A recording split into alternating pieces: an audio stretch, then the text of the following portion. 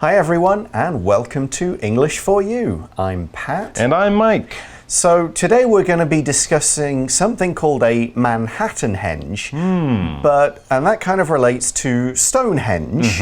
We'll explain that in the article. Did you ever get to visit Stonehenge? I did as a young lad. We went there on a school trip. Awesome. I think as many people do. You can't go into it, of course. It's all kind of sealed off, or at least it is now. So I've been past it and you can get out and kind of see it from close by. You can't, or at least you shouldn't be able to wander around inside touching stuff. What did you think it was? Well, when I was young, you could actually go up to it and you know, we had a little guided tour. But yeah, years later, they put a big fence around it. But still, it was pretty cool. And I remember going there, and there's another place nearby called Avebury, which also has similar stones. It was very impressive. Unfortunately, we weren't there at sunrise or sunset. Okay. We didn't get sort of the magical feeling of the place. But still, these are huge rocks, and then you learn that they were brought from miles away, thousands and thousands of years ago, by who we don't know, for what we don't know. It was a very interesting place. I always thought, I mean, those stones, a lot of them do look like soccer goalposts. Okay. And I wondered whether it was kind of like a big round soccer match with like 8 teams all at once, you know, just like that kind of old football where there were just no rules except get the ball through the goal kind of thing. That's one idea. And they did it for fun. But who knows, we might have a clue about it towards the end of this article. Let's read through and find out more. Reading.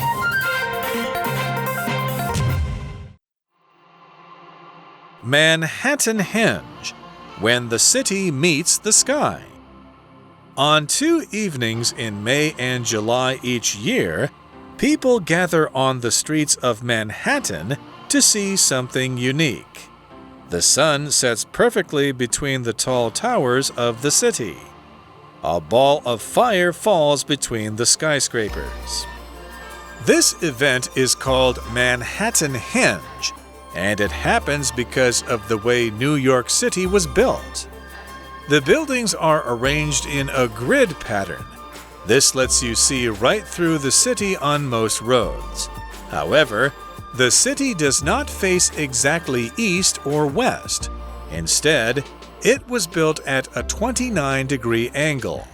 Also, the sun does not rise and set exactly in the east or west. It changes position a little every day. When the sun's position happens to line up with the streets, Manhattanhenge occurs. The event gets its name from Stonehenge. This mysterious collection of stones has confused scientists for years. Now they are quite sure that it was used as a kind of calendar. Manhattanhenge might not be a useful calendar, but it's amazing to see.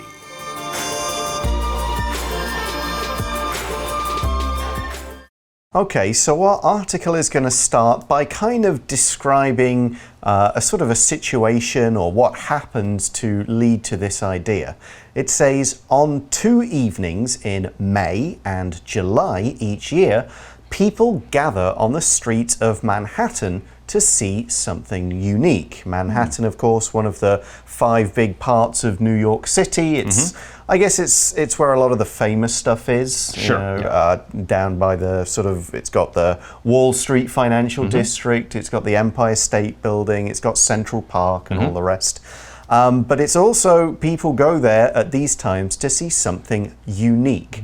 Something unique is, it's special, it's unusual. We can kind of use this word in 2 ways. We can just use it to mean very special. We can also use it to mean one of a kind. There's nothing else like it in the world. I think here we're going to say it's very special because you can see things like this in other cities. But here's an example sentence of how we can use unique. Monique became famous in the fashion world for the unique hats that she designed. So they were very special, maybe not like any other hats out there in the world of fashion. But what are people seeing? in Manhattan. That's right. What are they seeing on these 2 days? It says the sun sets perfectly between the tall towers of the city. Absolutely, yeah. Pat mentioned that Manhattan is sort of the downtown area of New York, and along with all those famous sights, we also just think of skyscrapers, giant buildings lining the big wide streets and boulevards of Manhattan. So between these towers, they're calling them tall towers, really they're just skyscrapers, very tall buildings. You will see the sun setting. That's of course in the afternoon and the evening when the sun is going down around 5, 6, 7 p.m., something like that. Between the tall towers of the city, like the sun is just disappearing right in a straight line between these tall buildings, or towers as they call them. So yes, in the article we use this word tower to talk about a very tall building, but technically a skyscraper or any tall building like a big office building is not really a tower. A tower is what we might think of as being one of the taller parts on a castle. On the corner of the castle or near the front gate or something, they might have a taller part of the castle wall. It might be round, it might have little windows in it or something like that. That will be the tower. But basically the idea of a tower is a tall, narrow building. It's much taller than it is wide, so it will stick high up above the ground, and of course you'll be able to see it from far away, and from the top of the tower you will also be able to see a great distance or far away. So basically when we see tower, we think of a very tall building of some kind or another. For example, built in 1976, the CN Tower is still the tallest building in Canada. It's definitely a big tower. And if you've never been to Toronto, but you've been to Tokyo, of course, there they have the new Tokyo Sky Tower, which kind of looks the same. Yeah. It's the same kind of idea. Been up both of those, in fact, as well as the Empire State Building, and of course Taipei 101, the big tower in Taipei. So why are people coming to this Manhattan area? They're looking down the streets. Why is it so impressive? It's just the way it looks. We describe it in the article as a ball of fire falls between the skyscrapers. So the sun isn't hidden at all. It's not too far off to one side or the other side. It's right there. You get a perfect view right in the middle of the road coming straight towards you. And here in this sentence we use skyscraper, a word Mike's already used once or twice. It's just a very tall tower. It seems to scrape the sky, like it's right at the top of it, touching the bottom of the sky. It's just an interesting description, I guess, an interesting word that describes a very, very, very tall tower. Absolutely, like Taipei 101, a perfect example of a skyscraper. So there you are. It's the evening or the late afternoon, and these special days in May and July. The sun is setting down the street between the towers of Manhattan. And then we learn about it. We say this event is called Manhattanhenge, kind of based on Stonehenge, and it happens because of the way New York City was built. All right, so in the last few years, people have noticed this, and it's become more of a tourist attraction. Sure, yes. People put pictures on Instagram of it. So they had to come up with a name, and the name they came up with was sort of a play on the famous Stonehenge in the UK, except they changed it to Manhattan, Manhattanhenge. Okay, now it happened because of the way New York City was built. So when you build a city, there's obviously a lot of it to do, but you can kind of go, we'll put streets here, we'll put houses here, we'll figure things out in this way. And when this was going on, we see in the article, the buildings are arranged in a grid pattern. So a grid pattern is a network of lines that form squares and rectangles. They're all kind of straight shapes. And you often see these in pretty modern cities because in those cities they have a chance to plan out where everything's going to go, rather than much older cities where the streets just kind of grow up by themselves and then get joined together. Very few UK cities have a grid because the cities and towns are so old, nobody was really doing that. more modern cities in the US, they have more of a grid system. Taipei kind of, except for there's always maybe one or two roads that don't quite fit, but mostly it's kind of straight lines, and they divide the city up into what we call city blocks with straight streets and avenues. So you could say it's one block that way, two blocks that way, and it's always kind of this square pattern.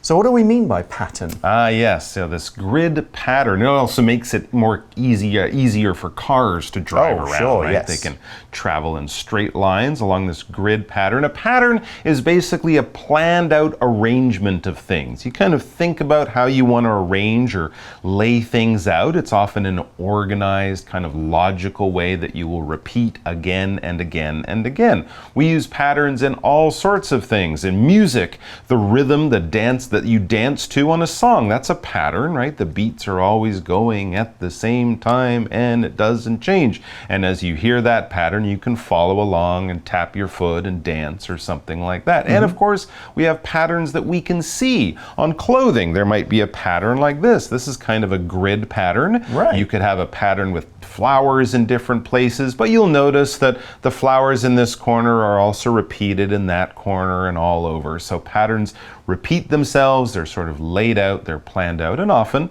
they're planned to work well or to look good or something like that. For example, the floor had a pattern of black and white squares like a chessboard. Okay. We can all imagine what the floor looks like because we've all seen the pattern on a chessboard. That's right. And so the way all these streets and buildings are all laid out in straight lines, we see this, so this grid pattern, this arrangement of streets, lets you see right through the city on most roads. I said like in London, the streets would twist, all so you over wouldn't the be able to place. see a straight line for very long. No, not unless you're kind of walking along the side of the river, whereas in a lot of more modern cities, you can stand on one, and if you were high enough, you could see right down to the end, almost to where the road ends and just kind of stops and goes off. But yeah, and if you've been up Taipei 101, you can see these huge long roads flying off in every direction.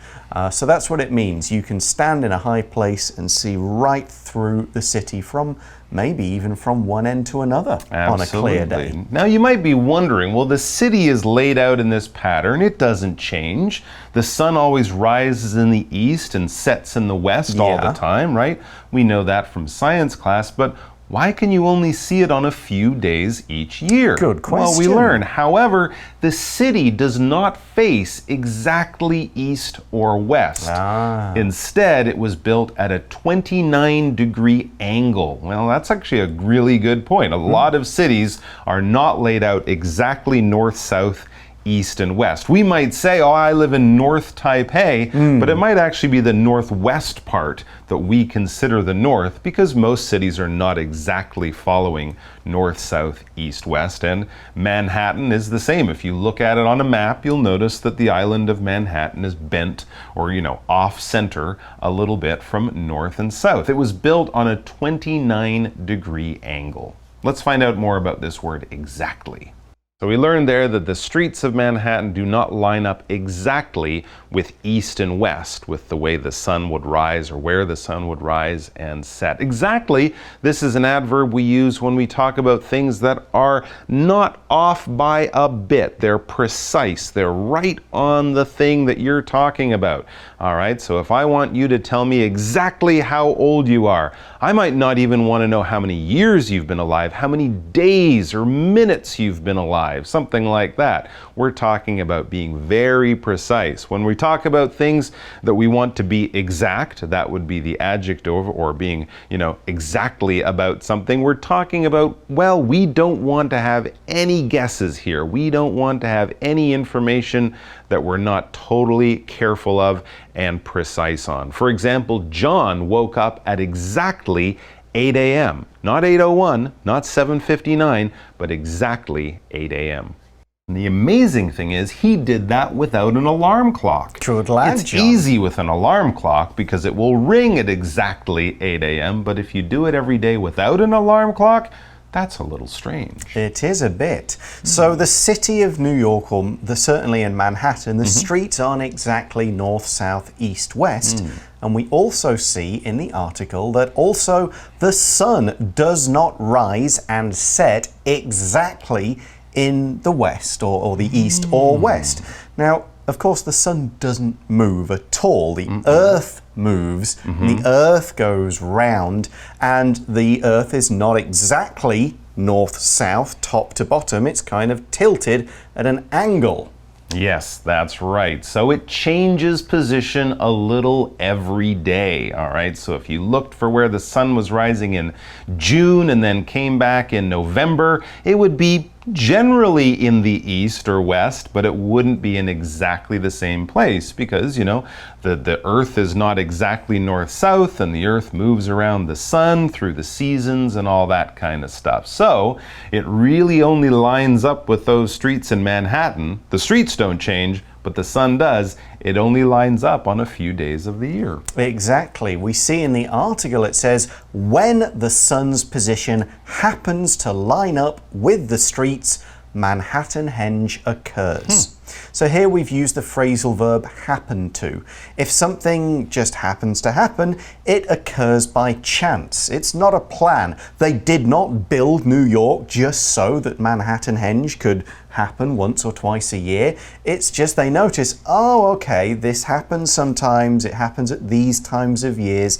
It's all happened just by chance, by a kind of lucky accident. That's right. So it happens by chance that the sun will line up with the streets of the city. To line up with something, this phrasal verb basically means to make a line or to get into a straight line, all right? If you line up with your friends, that means if you start to look down the line, you might not see the person at the front because everyone is in the way. No one is off a little bit. Everyone is exactly in a straight line. So things line up with them, well, with each other. Sometimes when we arrange them, you know, if you lay out a bunch of glasses on a table, you might get them to line up with things. But in nature, this doesn't happen that often, right? No. Nature is a little chaotic and crazy. Occasionally, the planets will line up, right? Yep. The moon and the sun and the earth line up, and we get eclipses of different times. But also there, it's an unusual thing to happen in nature. Yeah, so we know that this one is called Manhattanhenge,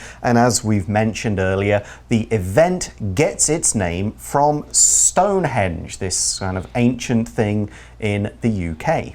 That's right. This mysterious collection of stones, Stonehenge, not Manhattanhenge, this mysterious collection of stones has confused scientists for years. Yeah, as we said, we don't know who built Stonehenge or exactly why. It is all very mysterious. All right, something mysterious is basically it's strange and it's unexplained. It's there, it's real, we know it's there, but we don't really know much else about it. We're curious, we have a lot of questions, but not a lot of answers. It's right. So it has confused scientists for years, but now we see they are quite sure it was used as a kind of calendar. Oh.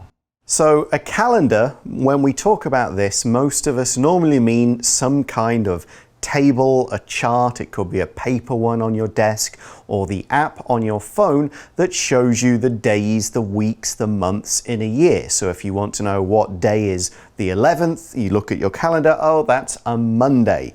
You want to know what you're doing next month, you go, oh, I'll turn the page in my calendar and see if I've written anything down. When does October start? I'll check. When is the Chinese New Year vacation? I'll look at my calendar. We can also use the word calendar to mean the system of measuring the days, counting the months, counting the years, and so on. But in its normal meaning, it's just the thing you look at to see what day is when does what month start, and all the rest. For example, I have to check the calendar to see when Chinese New Year starts next year. So yeah, that's what people kind of guess that Stonehenge probably is, based on where the sun was and the stones and the shadows and how long the shadows were and all the rest of that kind of stuff. They could kind of figure out what time of year, how many years have passed, and those things like that. So they could decide when are we going to have our big religious ceremony? Oh, it's when the sun is here and the shadow is here and all the rest.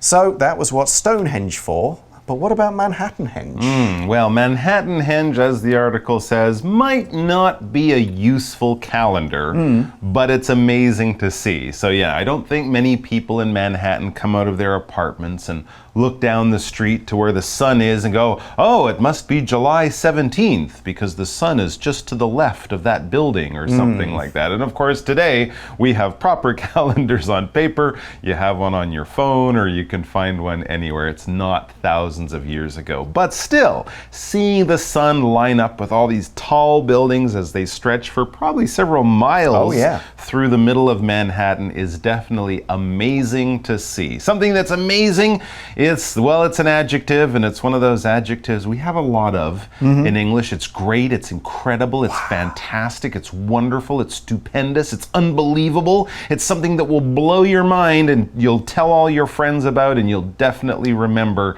because it's amazing. It's really, really great, good, and awesome. For example, Daniel and his friends had an amazing time when they got to go on a ride in a hot air balloon. Ooh, that would be amazing. Yeah, that's I don't think I've done that. If I did, I was a very small child. So yeah, that's on my list as something amazing to do. Go down to Taidong. Yeah, it's always busy. Oh, that's It is true. always busy for the big festival. But anyway, that is all we've got to tell you about Manhattanhenge, why it happens, what happens, and so on.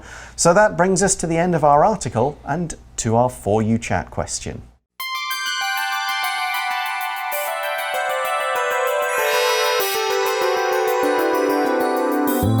For You Chat. So our question, we think about Manhattanhenge as this cool kind of natural event that just happens to occur just through luck. No one really planned it.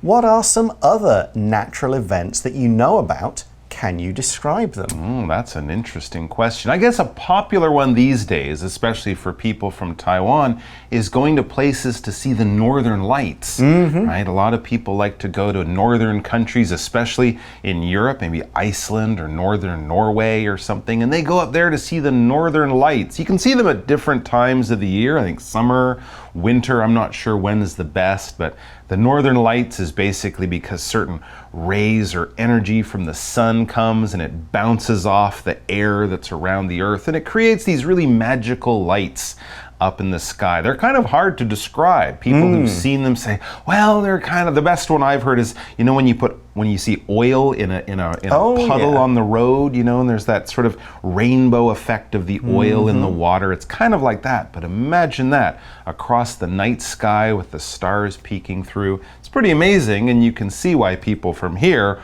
will fly halfway around the world to see that. Yeah, I always think of this big eclipse I experienced. It was around 99. Okay. So Mike talked about an eclipse earlier, and this was a total solar eclipse. Wow. The moon blocked the way of the sun, so it was about 10:30 in the morning, and it went completely dark. It's incredible. Just for a minute or so. It was really strange because it's like night falling in a couple of seconds. Darkness and then day dawning again. It's a very unusual experience. We've had a few since I've been in Taiwan, either mostly partial, just small moments, but total eclipses are always really interesting to be a part of. That's all the time we have for today. Thanks for watching, everybody. For English For You, I'm Pat. And I'm Mike. And we'll talk to you again soon. Bye-bye. Take care. Manhattanhenge, when the city meets the sky. On 2 evenings in May and July each year, people gather on the streets of Manhattan to see something unique. The sun sets perfectly between the tall towers of the city. A ball of fire falls between the skyscrapers. This event is called Manhattanhenge, and it happens because of the way New York City was built. The buildings are arranged in a grid pattern. This lets you see right through the city on most roads. However, the city does not face exactly east or west. Instead, it was built at a 29-degree angle. Also, the sun does not rise and set exactly in the east or west. It changes position a little every day. When the sun's position happens to line up with the streets, Manhattanhenge occurs. The event gets its name from Stonehenge. This mysterious collection of stones has confused scientists for years. Now they are quite sure that it was used as a kind of calendar. Manhattanhenge might not be a useful calendar, but it's amazing to see.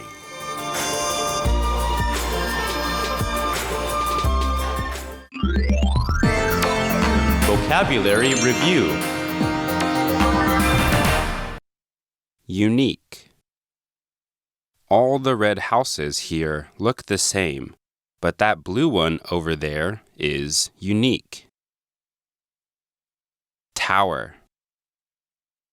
My hotel room was at the top of a tower, so I could see the whole city from the window. Pattern. The birds flew in V patterns as they all went south for the winter. Exactly. The express train is never late, and it leaves at exactly 9:37 a.m. every morning. Calendar. Nellie is looking at the calendar to decide which dates are best for her vacation. Amazing. We swam in the sea and saw a lot of strange, colorful fish. It was amazing. 智慧小补帖 Skyscraper. Grid. Mysterious.